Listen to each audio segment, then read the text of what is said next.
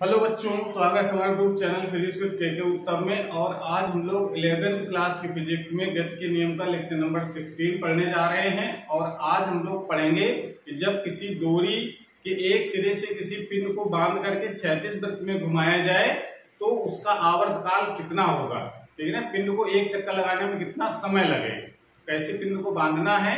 जैसे ये डोरी हो गई, ठीक है ना, और डोरी के एक सिरे पर पिन को हमने यहाँ लटका दिया, ठीक है, और इस दूसरे सिरे को हाथ से पकड़ करके उसको ऐसे घुमाना है। जब ऐसे घुमाएंगे तो ये जो डोरी है वो थोड़ी फैल जाएगी, दूर चली जाएगी, और जो पिंड है वो एक सर्कुलर पाथ में चक्कर लगाने लगेगा, यानी क्षैतिज वृत्त में चक्कर लगाता है। तो ये डोरी जो है एक शंकु का निर्माण करती है। तो ये जो समायोजन है इसको हम लोग शंकु लोलक भी कहते हैं। समझ में आ रहा है। तो शंकु लोलक में पिंड का आवर्तकाल कितना होगा। एक होता है सरल लोलक, ये हम लोग सिंपल हार्मोनिक मोशन जब पढ़ेंगे तो वहां पर सरल लोलक के बारे में पढ़ा जाएगा। आज हम लोग पढ़ रहे हैं शंकु लोलक के बारे में। शंकु लोलक का मतलब सिर्फ ये है कि जब डोरी से पिंड को बांध करके घुमाया जाएगा तो डोरी एक शंकु का निर्माण करती है। शंकु की आकृति जैसी दिखती है, इस कारण इसको शंकु लोलक कहते हैं। ठीक है ना। तो इसकी भाषा इस प्रकार से हम लोग लिखेंगे कि जब किसी भारी पिंड को डोरी से के एक सिरे से बांध करके क्षैतिज वृत्त में एक समान चाल से घुमाते हैं तो डोरी एक शंकु का निर्माण करती है। ये समायोजन, इस समायोजन को शंकु लोलक कहते हैं। तो ये समायोजन शंकु लोलक कहलाता है। ठीक है ना। अब जरा मान लेते हैं कि पिंड जो बांधा गया उसका द्रव्यमान है m, डोरी की लंबाई है l, और पिंड जो घूम रहा है क्षैतिज वृत्त में उसकी त्रिज्या है r और उसकी चाल है v। इसको इस तरीके की भाषा के रूप में हम लोग लिख लेंगे। एग्जाम में आपको भाषा भी लिखनी पड़ेगी अगर शंकु लोलक के बारे में आता है तो। ठीक है ना। तो हेडिंग लगा करके इसको नोट्स बनाना शुरू करें और नोट्स साथ साथ में बनाते चलें, जिससे आपका लिखने का अभ्यास भी होगा और पॉइंट भी क्लियर होते चलेंगे। ठीक है ना। नोट्स बोर्ड से सामने देख करके लिखने से कुछ आपकी तैयारी साथ साथ में होती चलेगी। ठीक है ना। इसका ये मतलब नहीं कि इसका पीडीएफ भी आपके मोबाइल में डाल सकते हैं। इस नोट्स का उसको डाउनलोड कर लेंगे, वो पड़ा रहेगा वो फोटो कॉपी उसकी। इस वजह से आप में साथ साथ में कॉपी में नोट्स करते चले, जिससे साथ में कुछ उसका हिस्सा तैयार भी हो जाए। ठीक है ना। दोबारा रिवाइज करें तो आपको जल्दी से तैयार हो जाएगा कॉपी। तो जैसे अगर हम किसी पिंड को क्षैतिज वृत्त में घुमाएंगे डोरी से बांध करके तो उसकी आकृति कैसे दिखेगी। ये जो पिंड हमारा है वो तो इस तरीके से चक्कर लगाएगा ऐसे नीचे। ठीक है ना। और डोरी की जो आकृति है वो हमको दिखेगी इस तरीके की, ऐसे। ये यहाँ से इसका डोरी का एक सिरा है और दूसरा सिरा से पिंड बना हुआ है और उसको इस तरीके से घुमाया जाता है। तो ये जो आकृति हमको कैसे दिख रही है, शंकु की। ये यहाँ पर एक पिंड है जो इस तरीके से चक्कर लगा रहा है ऐसे। ठीक है ना। ऐसे पिंड को बांध करके ऐसे घुमाया गया तो ये क्षैतिज वृत्त में घूम रहा है पिंड। और ये मान लेते हैं घूमते समय किसी समय पिंड यहाँ पर है सपोज। ठीक है ना। घूम रहा है तो कहीं ना कहीं तो पिंड होगा ही इस पाथ में। तो इस पिंड का द्रव्यमान है m और इसका जो भार है वो तो हमेशा नीचे तरफ काम करता है mg। और ये जो जब घुमाएंगे रस्सी को यानी डोरी को, तो पहले डोरी जब नहीं घूम रहे होगा तो इसकी स्थिति ऐसी होगी, ऐसे पिंड लटका होगा यहाँ पर, और उसको जब घुमाना शुरू करेंगे तो ये डोरी थोड़ी सी फैल जाएगी। तो कितनी ऊर्ध्वाधर से कितनी फैल गई है वो मान लेते हैं एंगल है थीटा। समझ गए। तो इस समय मान लेते पिंड यहाँ है तो डोरी इसकी ये स्थिति में होगी। जब इसका जो भार नीचे तरफ काम करेगा, पिंड पर दो बल कार्य करेंगे, एक इसका भार और इसका एक तनाव बल। डोरी का एक तनाव बल भी काम करेगा। तनाव बल को यहाँ पर हम F से लिख रहे हैं। ठीक है ना। तनाव बल को T से भी लिखा जाता है, लेकिन T चूंकि आवर्तकाल के लिए हम लोग लिखेंगे टाइम पीरियड, इसलिए यहाँ पर तनाव बल को F से लिख रहे हैं। F क्या है, तनाव बल। तो हुआ क्या, ये जो तनाव बल को हम दो घटकों में वियोजित करेंगे। एक तो ये अगर एंगल अगर थीटा है तो एंगल भी थीटा हो जाएगा। तो एक इस दिशा में इसका घटक आएगा F cos थीटा और एक आएगा इस दिशा में इसका घटक F sin थीटा। ये इसका केंद्र है जहां पर चक्कर लगा रहा है, मतलब केंद्र है O। ठीक है ना। ये पिंड जहां पर है उसको मान लेते हैं P, और ये जहां से घुमाया जा रहा है पकड़ करके डोरी को, वो है Q। इसकी जो त्रिज्या है वो हमने क्या मान रखी है, R, ठीक है ना। और ये किस वेग से चक्कर लगा रहा है, V वेग से चक्कर लगा रहा है ऐसे करके।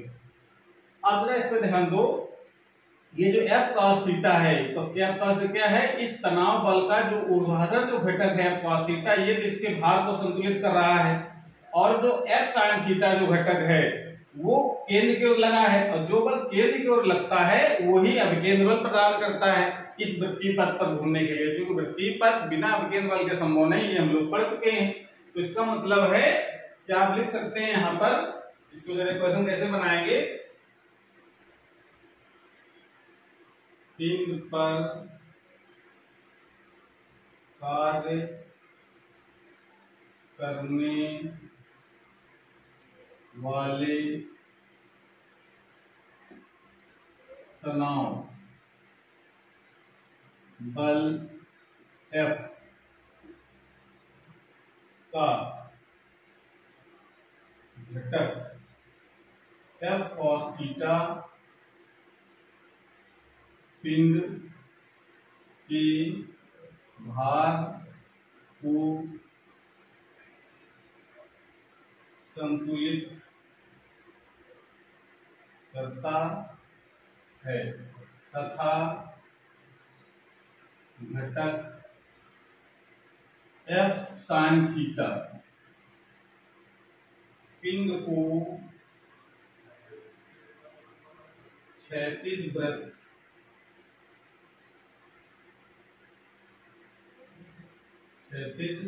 में घूमने के लिए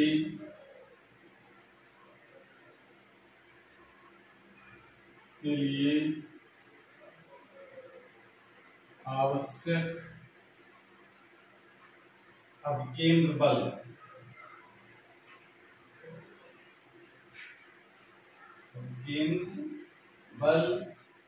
mv²/r प्रदान करता है। ये बात इसमें लिख सकते हैं, ठीक है, इसको नोट कर लीजिए, आवश्यक केंद्र बल प्रदान करता है। उसके बाद इसको नोट कर लें, उसके बाद एक इक्वेशन बनाते हैं हम।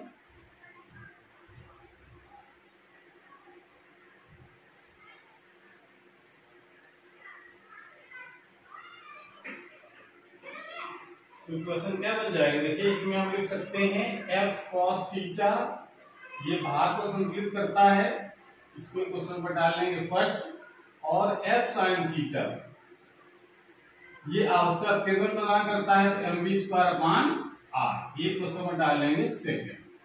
अब हम इसमें क्या करेंगे, समीकरण 2 में समीकरण 1 का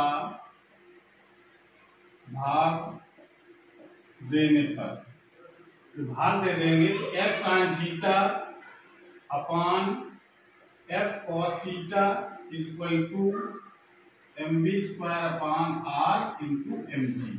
ये डिवाइड कर m से m कैंसिल हो जाएगा, f से f कैंसिल हो जाएगा, यहाँ पर आ जाएगा tan theta equal to v²/rg।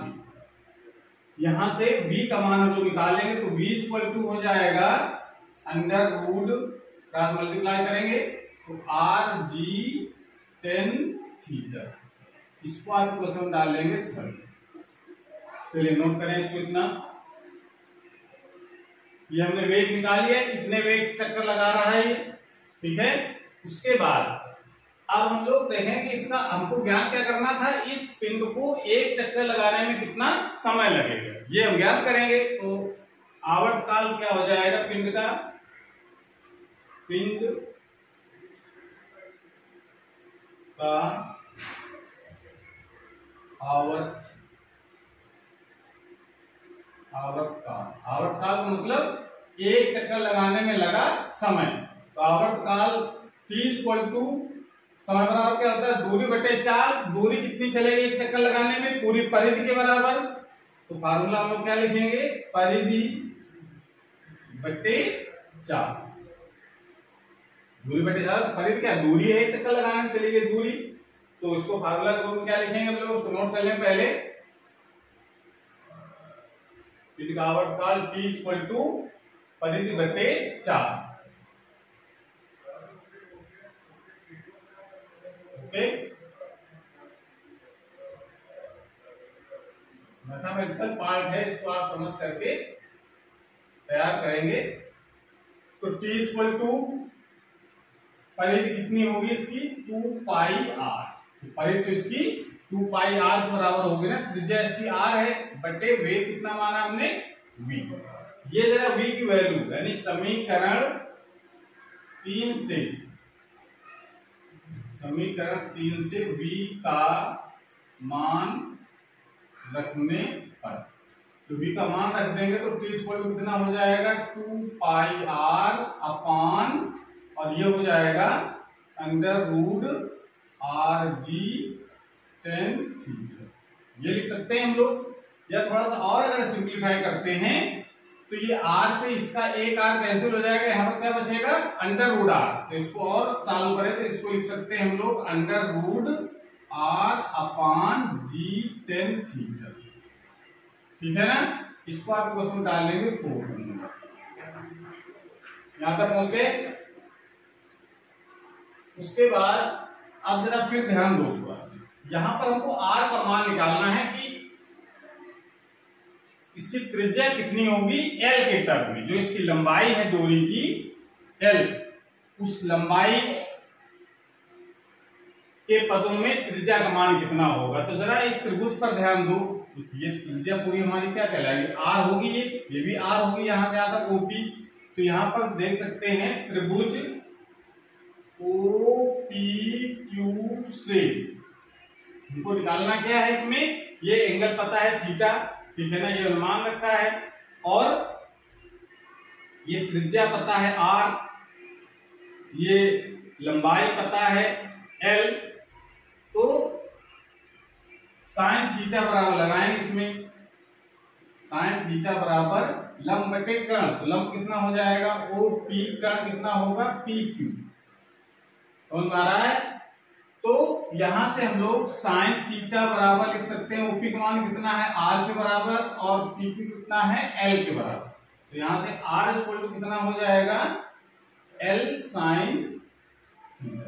इसको इक्वेशन डाल सकते हैं। फिर ये जो r की वैल्यू है अब इक्वेशन नंबर 4 में रखेंगे, तो क्या लिखा जाएगा, r का मान समीकरण 4 में रखने पर। रखिए जरा इसको, नोट कर लें इसको।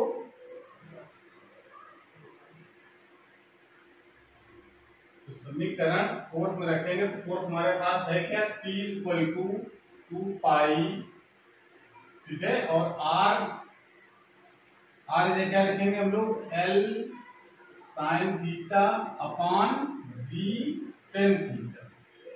ये है, जब r की वैल्यू रख देंगे कितना हो जाएगा।